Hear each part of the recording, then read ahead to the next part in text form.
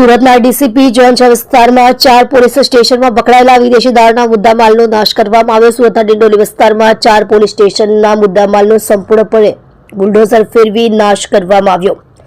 સુરતના DCP zone 6 માં આવતા સચિન જીઆઈડીસી ભેસ્તાન અને ડિંડોલી વિસ્તારમાં જુદા જુદા પ્રોહિબિશનના ગુનામાં પકડાયેલો વિદેશી દારૂનો નાશ કરવામાં આવ્યો। 1,01,652 રૂપિયાથી વધારેના વિદેશી દારૂનો મુદ્દામાલનો નાશ કરવામાં આવ્યો।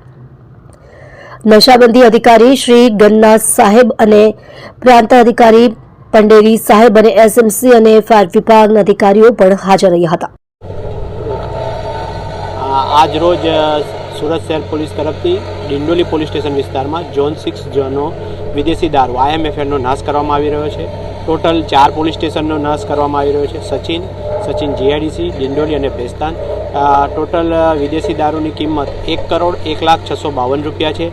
અત્યારે મારી સાથે નશાબંધી અધિક્ષક શ્રી ગન્ના સાહેબ તથા પ્રાંત અધિકારી ભંડેરી સાહેબ, SMC અને ફાયર વિભાગના અધિકારીઓ પણ હાજર છે।